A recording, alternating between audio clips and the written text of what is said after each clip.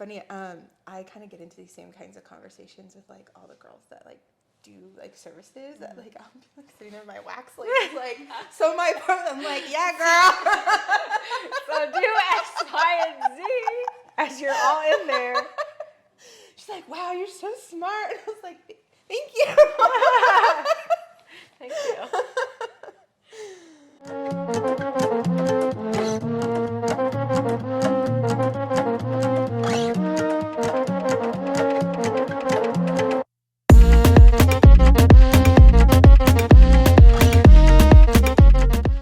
Hi, you guys. Welcome to Mighty Safe Haven. I have another amazing guest. She is one of my amazing clients.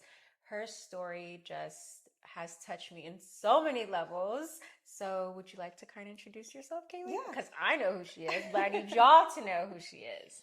Yes, I'm Kaylee Proctor. I am from Kansas. Excuse me.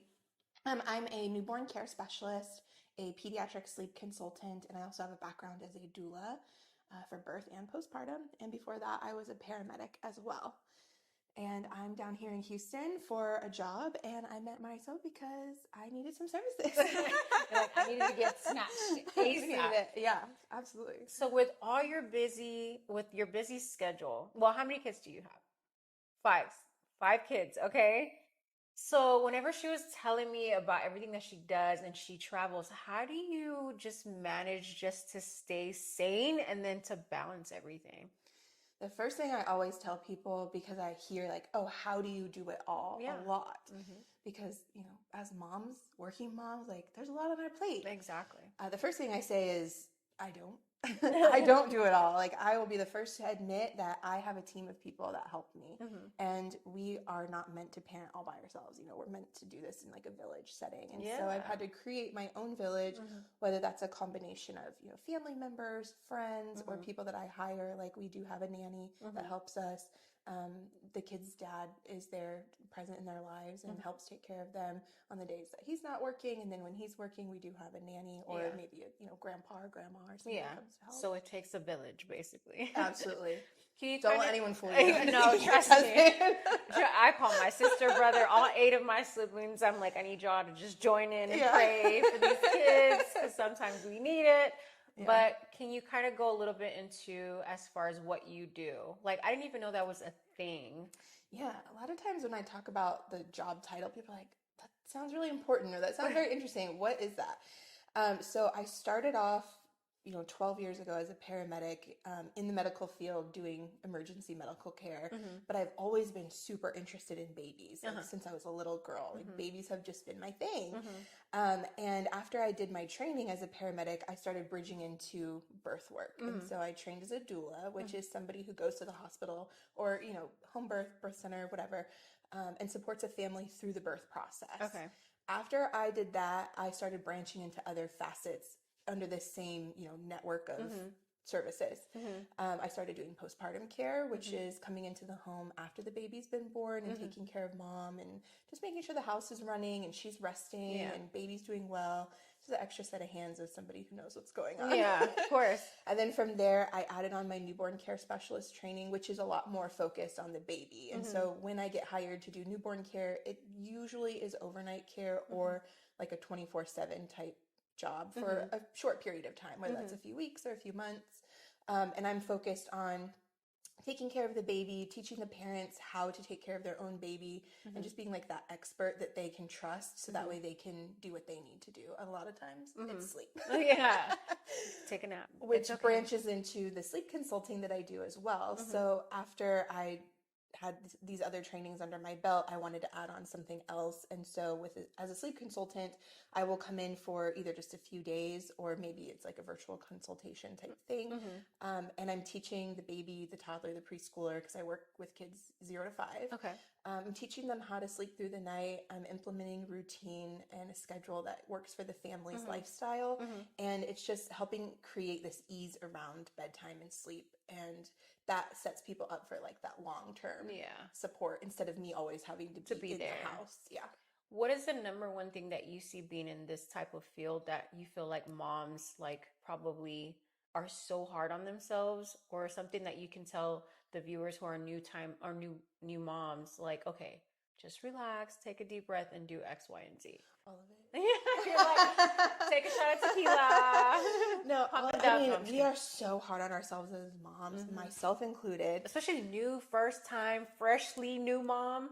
Yeah, and I think as a culture, now that we've shifted into getting so much of our information online and Yeah. seeing people creating content around parenthood, it sort of creates this standard that is a little bit unrealistic, or maybe a lot of bit unrealistic. A little bit of both. But we just want to do everything the best, and we want to be number one mom. Like, we don't want to mess it up, which I 100% respect that we don't want to mess it up, because these are our little babies, you know, like, we want to do right by them.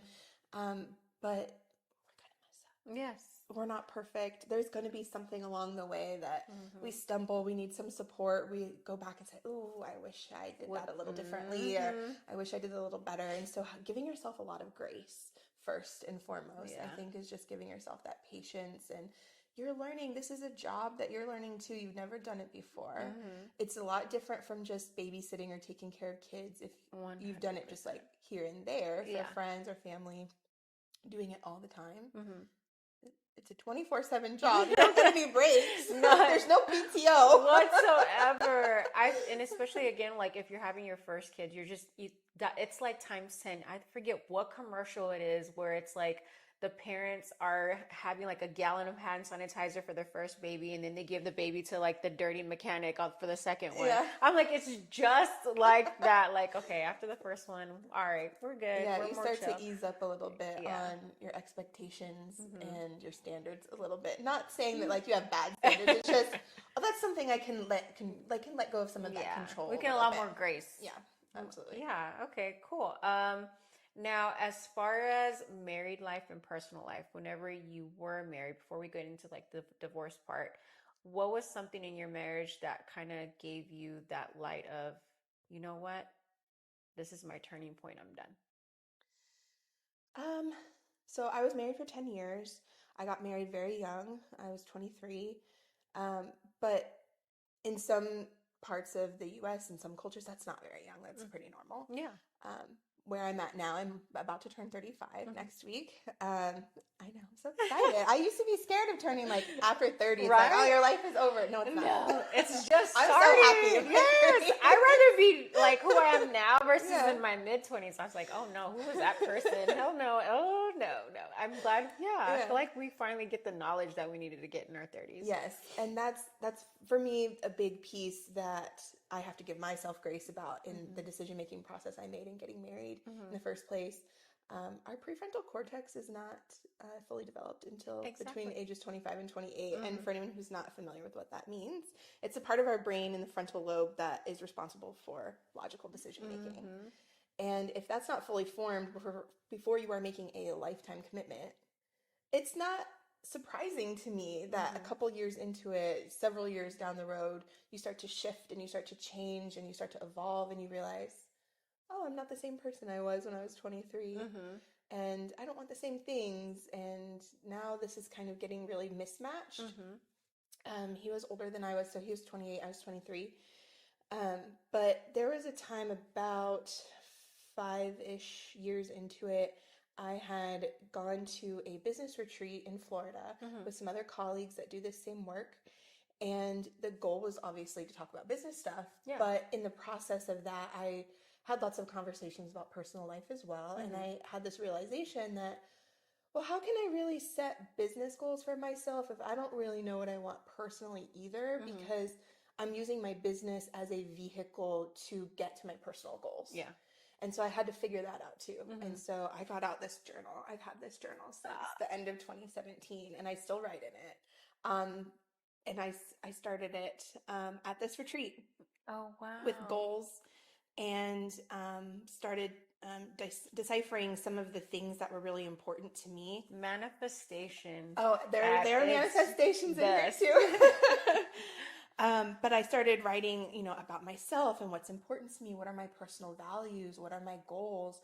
And how does my life that I've created as it stands right now, how has my life reflected these personal goals? And where is it not aligned? Because I need to make some adjustments if that's the case.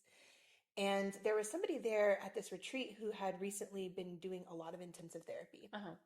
And she was sharing a lot of very insightful things that they had learned. And I sat with it a lot. Not everybody was cool with what was being shared. I think it triggered some people, to be honest, but I found it very insightful. And I sat with a lot of that stuff like, oh, that's interesting. Oh, I didn't think about it like that before. And started reflecting a lot. And I was like, you know what? If I start going down this path of healing, I'm pretty sure I'm going to lose a lot of relationships in my life. 100%. Including my marriage, including relationships with my own family members. I could see from the outside in where my personal values did not align with other people, or where my goals were not aligned. And unless they also wanted to evolve and grow and we were, vibrating on the same frequency, it wasn't going to probably turn out good. And so I did drag my feet a little bit. Yeah, because it's uncomfortable. It's uncomfortable because you're so comfortable around that, because you've been living through it. Yeah. And it's like, okay, what do I do now? And it's getting out of your comfort zone and knowing that, okay, it's time to put my big girl panties on and do the work. It is. There was a moment, I recall he and I were talking, because my goal was not like, oh, well, bye. Yeah. It was, let's do this together. Yeah. Let's grow. Let's evolve. Let's heal. Like, let's get over the stuff that has created, this friction or this tension, whether it's something from your childhood or a past negative experience that now influences your present reality. Let's do this together because I want us to evolve and grow and hit these goals. Like, let's elevate our family. And I have a lot of those conversations, but there's one in particular that stands out where I think it just kind of hit him in realization, where he goes, you came back from Florida and you changed and I haven't been paying attention. And I was like, yeah. That's how I feel. So either you're getting on the ride or goodbye. And, because there's kids involved, it's hard. I think that's a really hard thing for moms, but, parents in general. Yeah. When there are children involved and you want to do the best you can for them, especially if you came from a home that involved divorce or single parenthood, you don't want that for your kids. Like, I didn't sign up to get married, to get divorced. I didn't sign up to have kids just to be a single mom. That's not really what I wanted when I thought about my life. But there just comes a time where you just have to, I had to look myself in the mirror. I said, how much more time are you going to waste? How many more years of your life are you going to waste waiting for somebody else to change? I can't control anybody else. I can only control me. I can control what I say, what I do, how I operate, but I can't put my hand over on somebody else and control what they're doing. That's manipulation. Yeah. And they may not be ready. No, and that might not even be what they want. Exactly. And that ended up being the situation where over the years we kept having basically the same conversation over and over. And just tried to be creative in finding ways for it to work. It's actually part of the reason why I started traveling so much for my job. I used to only work locally, but I would just do a quick little trip here or there to fill in for an agency, in New York or LA. But in 2018, I quit my job as a paramedic because that was another one of those things that just didn't line up with my personal values anymore. And the culture that job had in its own way. I think public safety, there are some cultural things that are similar, in different EMS services or police or fire or whatever. But in that particular one that I was in just really did not align with who I was and what I wanted for myself. And I found that I was really having to compartmentalize my emotions. You see some terrible things. You have to be able to kind of box it up and get the job done and then try to deal with it later, if ever. But because of that, I did not know how to deal with my emotions in a healthy way. Yes. So many people don't. Yeah. Because we're not taught that. And we can only teach our kids what we've learned, and our parents can only teach us what they've learned. And if our parents haven't learned it, they didn't teach us emotional regulation. And so that was another one of those things where I was like, oh, this isn't healthy. If we just numb it with, substances or shopping, gambling, whatever people's addictions can be. Yeah. We start to numb those difficult feelings instead of feeling them and processing them. And healing from it. Absolutely. And so I said, I can't keep doing this job if Mhm. it's going to cut me off Yeah. from who I am at my core. Yeah. So I made a big shift. And with that, that meant I traveled more because I could get more work other places. And it became a creative way for us to try to work through our differences. Like, okay, I'm going to go to work and maybe we can kind of, have our own little thing going on, but we can still manage to keep it together for the kids. Yeah. So many people try to keep it together for the kids. Why do we do that? Because we don't want to hurt them. No, because it is a traumatic experience for your parents to split. I feel like even for me, trying to stay there longer has caused more trauma for my kids. See, like looking back now, I'm like, shit. But I'm like, you know what? I had to learn to allow myself grace. You know, I'm not perfect. And because the way I was raised and my mom did the same thing with us, it's what I learned. Yeah. And even for the longest, I held a lot of resentment towards her. And I was like, you know what? I never want to be like you. And then I found myself being like her. And I was like, shit, I'm sorry. Like, I remember going to her and telling her, I'm sorry. Like, I get it now. I will, like, I cannot judge someone because it's a lot harder than what you think to leave that certain situation because of the kids. It is. So you're traveling, you guys are trying to manage everything. What was the point as far as, okay, you know what? It's time to divorce. It's time to finally let go. What led to that point?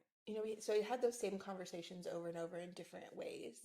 And I had just gotten to this point where when I was in these other cities, I was meeting and interacting with other people who were more aligned with what I was looking for and what felt right to me. That is And I was like, huh. So I'm not asking for too much. Isn't that crazy? There are people There's who like people. vibe with me on Yes. this? Okay. Yes. It exists. Okay. It does. It exists. And because for a while I kind of thought I was asking for too much. I thought, am I delusional? Am I crazy? Yes. Like, because the way that other people responded to my choice to move this way, whether it's, work out of state, trying to be creative with our relationship and stuff, like, not everybody agreed with it. Yeah, of course. But that was another one of those things I had to learn was I had made a bunch of decisions in my life trying to seek the approval of my parents, trying to seek other, external validation from other people. Of course. No matter who that is, it doesn't necessarily have to be your parents. But if you're always so worried about what everybody else thinks about what you're doing, you're going to allow that to influence your actions. 100%. And then at some point down the line, 5-10 years down the road, you're going to look at yourself in the mirror and the life that you've cultivated, and you're like, who the hell is this person? This is not who I am. Yeah. What am I doing? Exactly. Like, yeah, I agree. So I do remember a conversation we had where we just really laid it out. And I was like, I think we just need to be honest with ourselves and not hold on and to each other. And this is what I want, and this is what's important to me. This is what you want, and this is what's important to you. And any more pull each direction, compromise is important, right? Yeah, of course. But there comes a point where any more pull from each direction is going to compromise who I am and what I stand for. I'm a very outspoken person, and I will stand up for what's right. I'm the underdog, advocating for the underdog. I really believe in social justice, and being in a relationship with anybody who doesn't find that important is going to be very difficult for me. Anybody who doesn't want to elevate and grow and, achieve the next thing, not that all achievements are necessarily, you don't always have to be achieving something. Yeah. But where I'm at doesn't feel comfortable for the long term. I feel like we're doing a lot of survival. Yeah. And I want to get into a point where we're thriving. Yeah. And if you're not on that same wavelength, then, there's no then that's all the work is on me because I'm the one who wants that, but you don't. And so you're carrying everything. Yeah, it doesn't feel right. So at some point we were just honest, like, okay, this is what I want, this is what you want. And if I ask you to change anymore, then you're changing who you are. And if I give any more, then I'm giving up parts of myself that are important to like who I am. Yeah, and that's not fair to And it's not. And so we've kind of amicably decided, like, yeah, this is probably the best idea. Yeah. And a friend of mine who I've known for quite a while, she's a friend of mine through the industry that I met probably 8 to 10 years ago. I always kind of thought her lifestyle was a little different. She's in New York City, like this like bachelorette kind of girl, like Yeah. living in a high rise in New York Sex City. and the Like, City yeah, type. yeah, very much so. Very different experience. Mhm. She gave me some advice one time just about relationships, and because she was friends with a lot of her exes, and that was weird to me. Mhm. I'm like, I hate all these guys. They're Don't look at terrible. me. They don't even count. Like, it's not even an They're ex. so They never terrible. Like, they existed. abused me, you know, whatever it was. Mhm. And she said, you know, realizing when something's over and when we've reached the point where we need to go our separate ways, and just acknowledging that while there's still some love there allows me to continue to be friends with these people instead of trying to squeeze every last drop of goodness out of this connection until you get to the point where you start to resent each other. Yeah. And that's what I didn't want.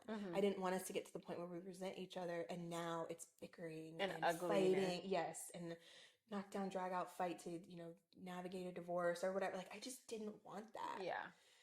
And so we just had to be honest. And honest, yeah. We had to be honest.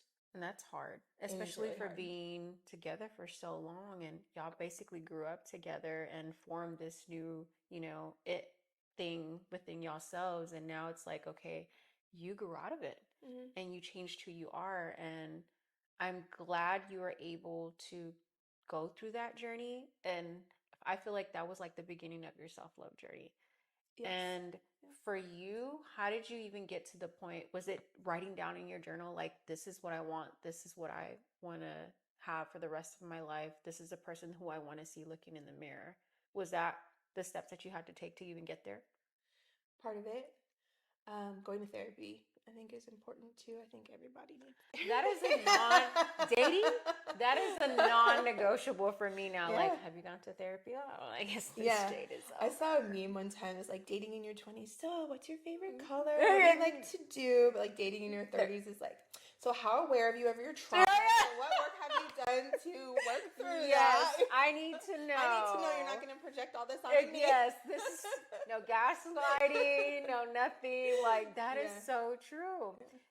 Because we've gone through the trauma. So it's like, we know what it comes with to bring that baggage into a relationship. So it's like, if you haven't dealt with your shit, I don't want to deal with your shit. Right. So deal with your shit. Right. So divorce occurs, balancing motherhood, balancing your job and everything like that. Whenever we were talking about dating. And when I tell you guys, she is the most confident person I know. Like, whenever we talk about dating, I'm still scared shitless to date. Okay. She's like, no, you need to go out there. And I was like, I'm not ready. Yeah. How was that experience when you were trying to get your feet wet when it came to that kind of life? Okay, so going out and being really comfortable on your own, I think, is a very important step before you even worry about trying to date other people. Are y'all listening? Are y'all listening? When I was younger, I did a lot of things because, you know, my friends were doing it. Or, you know, you have this mindset of like, oh, who goes to a restaurant and eats by themselves? That's so weird. Exactly. You know, like, who goes to a movie by themselves? Oh, they must be a loser. Yeah. I don't think that anymore. I used to think that. Same. But through this process, I've realized, like, okay, how many fun things am I going to miss out on just because I don't have anybody else to go with? Especially traveling. I don't always know somebody in these cities. Yeah. I mean, a lot of times I have connected with somebody who's gotten me a job or something, but they can't be my bestie 100% of the time. Like, I can't rely on them to do everything. And so I just had to start getting comfortable going out and doing things by myself. And so now I just kind of take it on as like a little bit of a challenge. Like, oh, I've never done this all by myself before. I've never done this all by myself before. That's fun. I went to a concert by myself. I remember we were talking about that. I was like, okay, that's probably the only thing I haven't done is gone to a concert by myself. That was a little, it felt a little weird at first, right? Like, it's a little outside my comfort zone. But that's where growth occurs. Yeah, of course. If you stay in your comfort zone, you're just going to stay the same. Growth requires you to step outside of that comfort zone. Step outside of the box. Just like when you go to the gym, you know, you're working out, you cause a little bit of soreness and some discomfort because you're growing. Exactly. Right? It's the same thing, just a different muscle. Just a different. Just unfreezing. For me, it'll be unfreezing my heart. But so you're doing things that you've never done before. You're spending time with yourself. You're growing in the way of self-love. Now that you've done the work, what does that currently look like for you? Staying true to that, staying true to myself, until someone can match that energy. Yeah, hear that? Or Wait, say beat, that. or Say even that. beat it. Say that again. I literally, whenever we had that conversation, I literally wrote that down in my journal whenever you Yeah. said that. Because it's like, I feel like where we are financially, business wise, mom life, like we provide our lifestyle. So if Yes. that person is not willing to provide that and more and more, Right. why waste our time? Right. I came from a situation before that marriage. I had a relationship previously that was abusive. And escaping that situation and realizing that like I can't rely on a man 100% to like always do the right thing and take care of me and everything. Like I have to also do something for myself. So I have the ability to leave if something turns crazy. Like all of a sudden, if somebody does a 180 on me and now all of a sudden they're really harmful to me and I don't have any funds to be able to leave immediately, or I don't have a connection with somebody that can provide me a safe, like you're relying on other people if you don't have the means to provide it for yourself. So I know there's like a lot of conversation in like all these dating podcasts and what a man is supposed to do, what a woman is supposed to do. And I'm like, okay, like I think there's room for all of it. Yeah. I like to stay very open-minded and flexible on what works for everybody, right? Yeah. Like, do what works for you. But for me, and the advice I would give is making sure you always have a way to take care of yourself. And how can I sit here and just, when am I going to sit at a bar with my glass of wine and be like, oh, I hope some man comes in here and like decides to sweep me off my feet and take care of me for the rest of my life. I'm going to manifest that for like, like a damsel, in distress. But I started taking really good care of myself. Who's got me like I got me? Yeah. I actually just listened to that song on the way here. I was like, oh, this is perfect. This is perfect. So being able to thinking about what do I want? How do I want to take care of myself? What are the things that I like to do? What brings out that joy for me? Yeah. A lot of times it's connecting with that inner child. Yeah. Just to take a little side quest on that conversation, I am really passionate about dance. I've been dancing since I was 5 years old. Softball. I've played softball since I was 5. I do those things now as an adult. It's just going back to that. Yeah. Connecting with who you are deep down inside, that little girl or that little boy that like, what did you love to do? What made you smile? What was fun? Find ways to bring that back into your life. Because going out and doing the things that you enjoy, you're naturally going to run into other people that like the same things. And you have those similar interests and you can connect over that. You can bond over that. Great. But, taking care of myself in a way that looks like, bringing more peace into my life. And that requires some self-discipline too. Like you have to look in the mirror. It's not just about what everybody else is doing. You have to look in the mirror and be really honest with yourself. And until you get to a point where you're tired of your own bullshit, you're not going to change. Oh my God. It took me a long time I'm like, okay, Marisol, what the hell are you doing? What do you continue to put up with? Like for me, the hardest part for me was learning how to create boundaries because I'm a very giving person, too giving sometimes. And I had to learn to change my friend group, my circle. I'm like, okay, I'm no longer going to continue to give and give and give if I'm not going to receive the same energy back. And sometimes it sounds like you're being selfish, but it's like I had to even learn how to be selfish. So forget 25. I'm loving 35. Yeah. Boundaries are something it's hard. I'm still, that's a practice I'm still doing. Healing is a lifelong journey. It's not like this magical finish line somewhere that, okay, I've reached the finish line, I'm healed. It goes away. Now I can date. No. It's a lifelong journey because there's always going to be a new thing that you kind of discover, or maybe something that happens that kind of activates that an old memory or what some people call like a trigger. And you have to learn how to work through that. And healing isn't about just being happy all the time. It's about learning how to ride those waves of like, okay, this is a happy moment. And oh, now we have a little bit of a troubled moment. We have some sadness. We have some frustration, and just kind of being balanced through all of it. Just knowing that like, no matter what happens, I'm going to be okay. Yeah. Because I got me. Like, I know how to do this.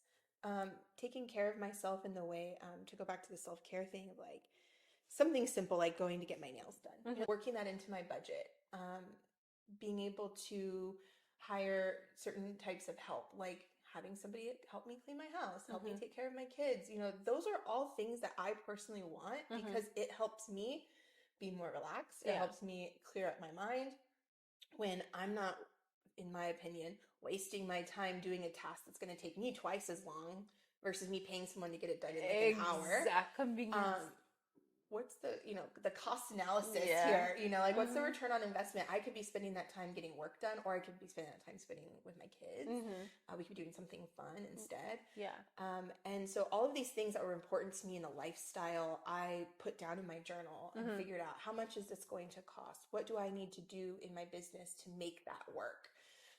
Because whoever I'm going to call into my life, whoever I'm going to like attract into my life, like I want that to be in alignment. And I can't just expect someone to come in and just pay for everything all the time, which I know some people do. We would love that, but I don't feel like that's who we are. Like, Yeah. by all means, if that's you, go ahead, have fun, do it. I mean, but for me, even if I had the chance or I met someone who's like, okay, I'll take care of you, I don't know if I can, like, I don't even know if that's like, what can I do? I can only shop for so much. I can only do X, Y, and Z. I don't want to be a stay-at-home mom. I'd go batshit crazy. Like, that's just me. I know that about myself. And there's other people who love to cook, love to clean, love to be a mom. And that's how they, get to that point for them. And that's what makes them happy. But at the end, remember, you are someone before you're a mom. You are someone before any of it. So if someone asked you, okay, you are at this point, what type or what advice can you give me for someone who's starting off after getting through a divorce or after going through a relationship that I feel unfulfilled or lost who I am as a person? What advice can you give to someone who is kind of going through the same starting thing? with what's on the inside, working through those insecurities, doing, a personal inventory of where you're at, what's important to you, where are you at right now, and what are your goals? What would you want to see in your, like, if you could wave a magic wand today and you had your perfect life, what would that look like? And what's the gap between where I am and where I want to be? And what are my daily habits? And what are the things I'm tolerating that's keeping you from that, right? Because if my goal is to look a certain way, but I don't go to the gym, if I don't do anything active, I'm probably not going to achieve that goal. Exactly. If my goal is to make a certain amount of money, but I don't have any kind of job, like that doesn't work, right? So you have to hold yourself accountable. Self-accountability. Absolutely. Self-discipline. I pick a word of the year every year and I set goals around that word. Oh, that's awesome. So this year's word is discipline. So I'm big on that this year. Like getting into the gym several times a week, staying active, like being more mindful of what I'm putting into my body. Just making sure like what you're doing is aligned with what you want. So that's first and foremost. Therapy, big on therapy. Do you feel like therapy would benefit everyone? Absolutely. We've all got something, right? We might not have all had like a miserable, like you don't have to have a miserable childhood or anything to need therapy, but we learn attachment styles based on how our caregivers how we received love from our caregivers. Yeah.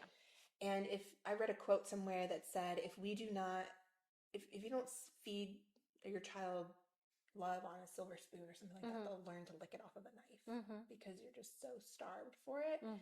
And that's where those boundaries come in. You don't have you start to lower the threshold of what you'll tolerate based on how much you need that love. Yeah. And so if you're constantly seeking it from outside sources and you're not getting it, you're going to start to lower your standards more and more and more until you get in. And that's how people get stuck in these really toxic relationships. Lord, yes. Because that's what they're used to. Maybe that was how their caregivers were to them. A trauma bond. It is a trauma bond, absolutely. So that self-love journey part, I have to fill my own cup. Because if I'm not whole and I'm seeking wholeness from somebody else, I could easily fall victim to somebody who says all the right things at first, but then they switch it up on you love later. bombing, and then they can be really controlling, or they could be abusive. And I've been in those situations. Same. And I feel really bad about how a couple of those situations played out because I had children at that point and it affected them. And now my kids have, some piece of trauma in their background Mm-hmm. that they're going to have to heal from and live with Yeah.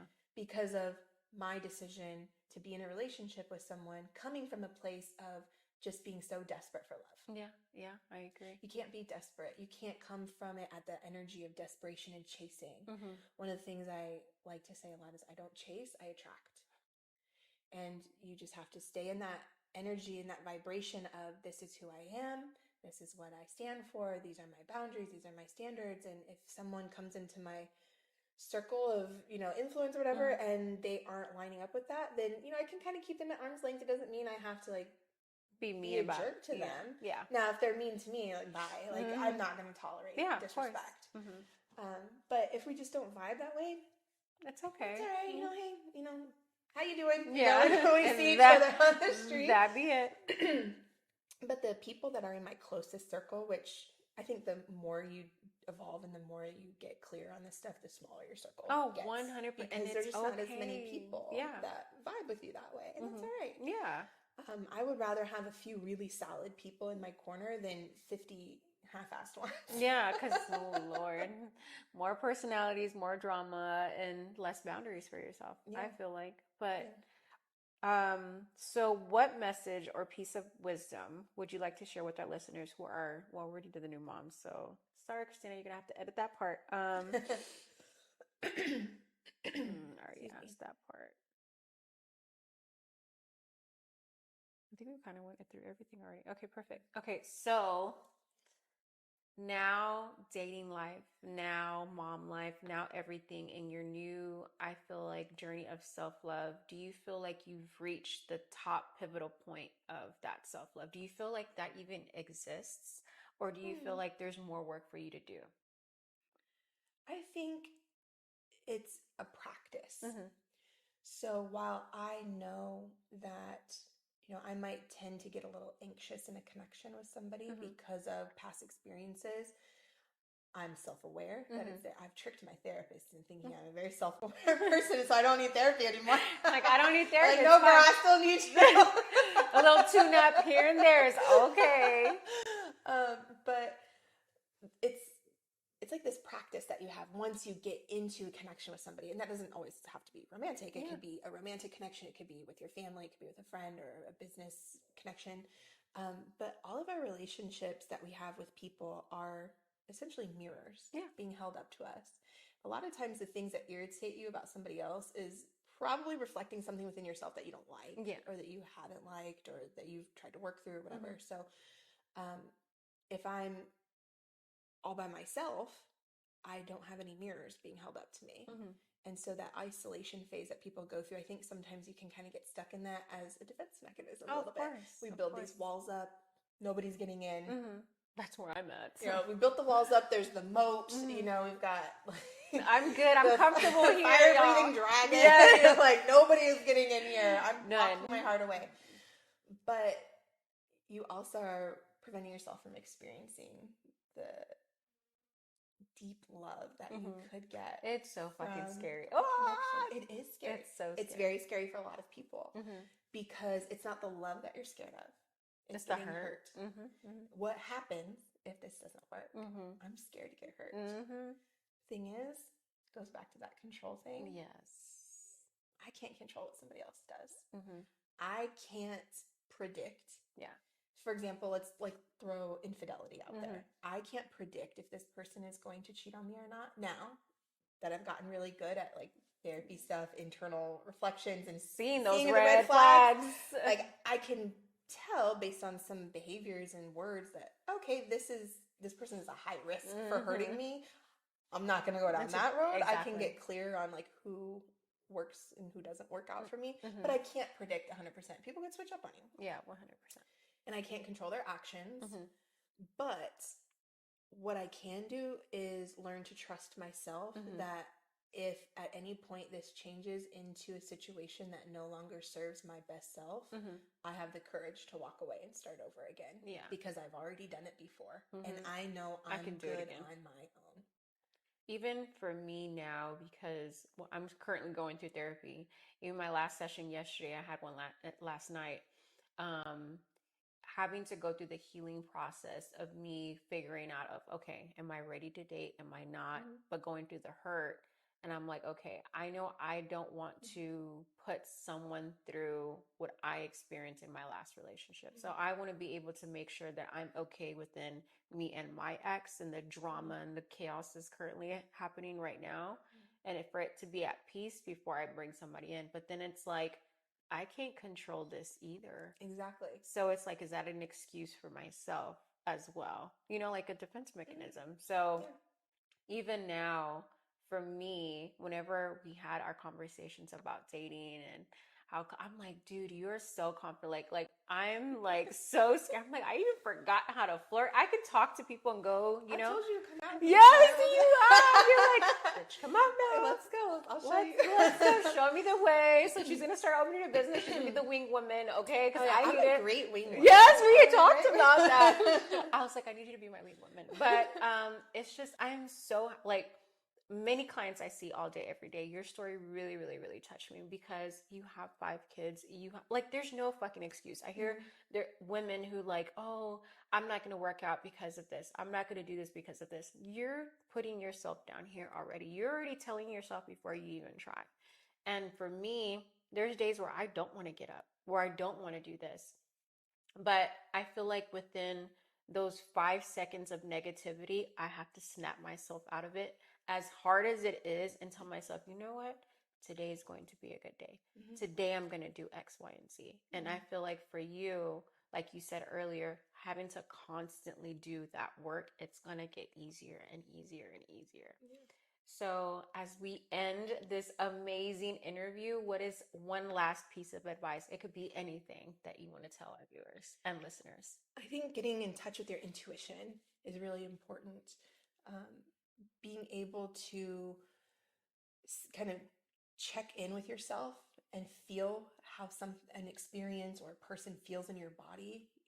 You have this innate wisdom inside of you that our society kind of distracts us from by keeping us super busy. Oh yeah, of course. And keeping us distracted with all the things, like so busy with work or kids or whatever, that we get in our heads.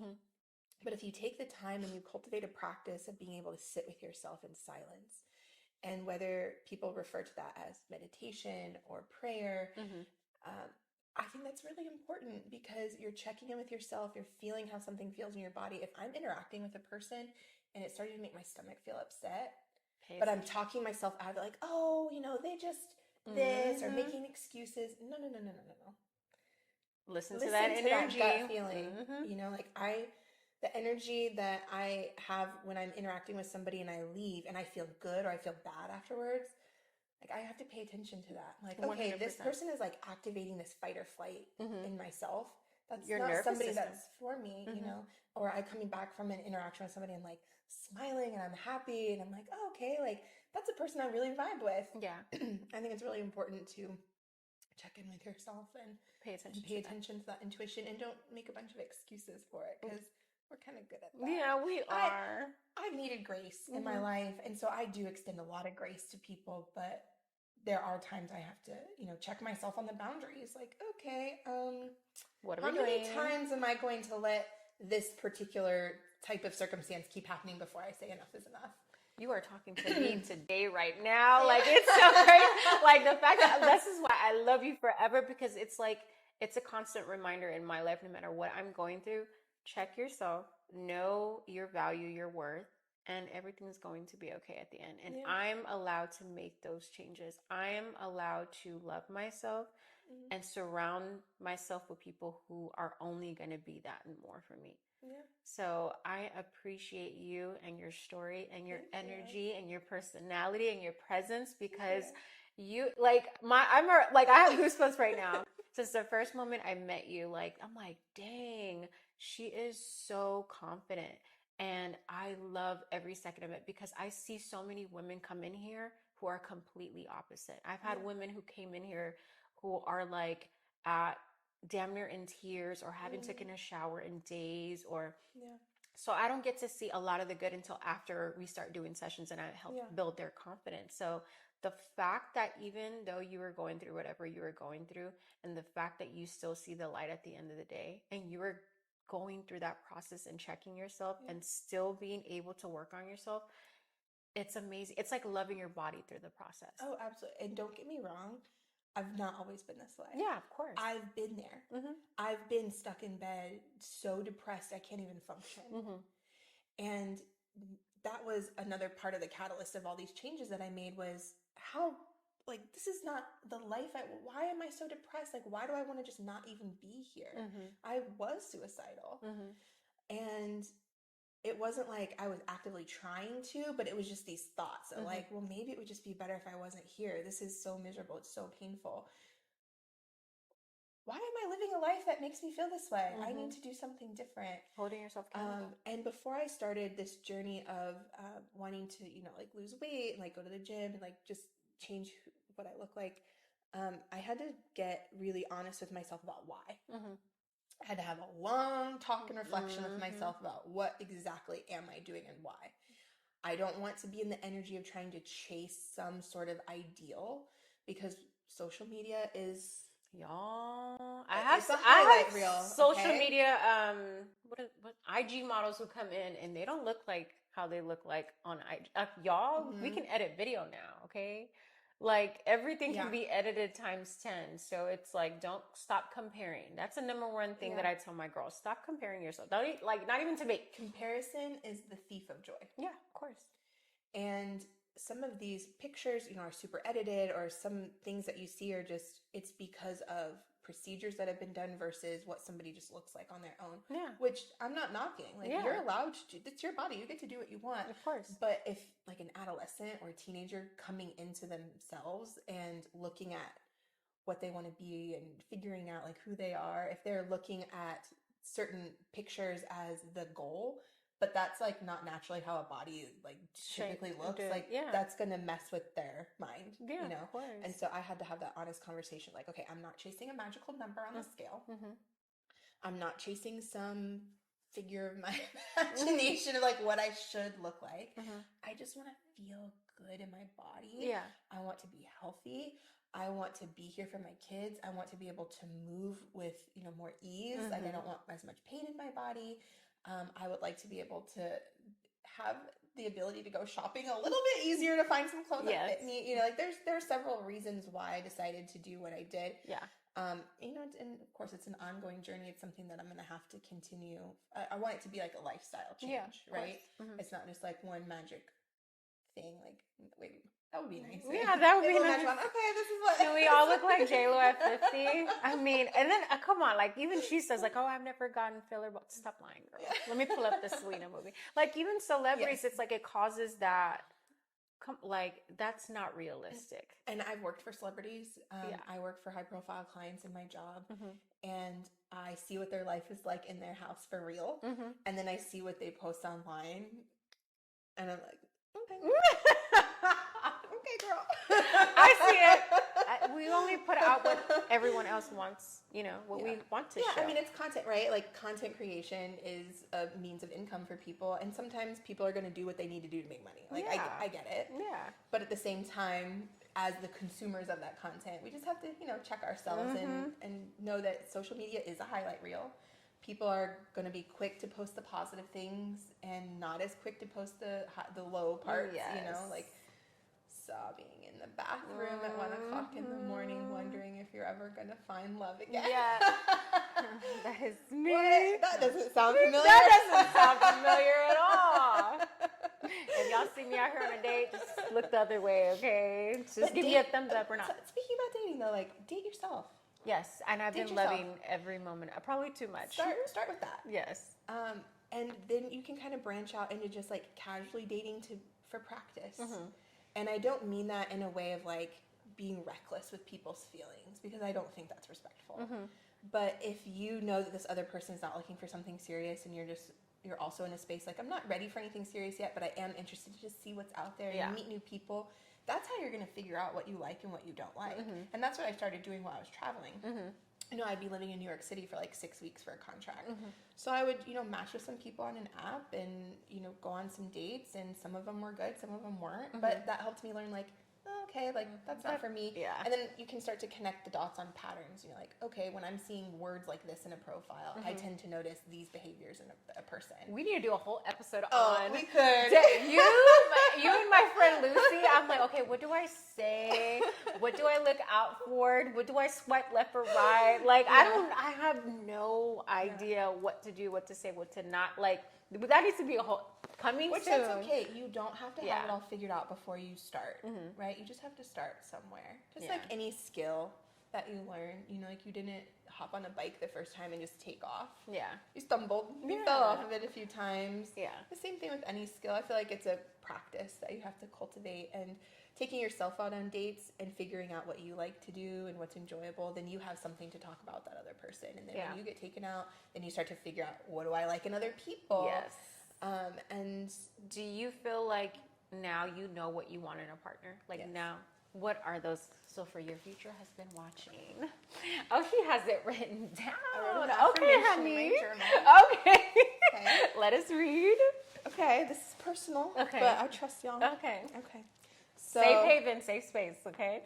okay, a month ago, Okay. a little over a month ago, I wrote this affirmation in my journal. I was sitting in a coffee shop, just getting some work done, and it was on my heart Okay. that I wanted to talk about, or not talk about, but I just wanted to call in.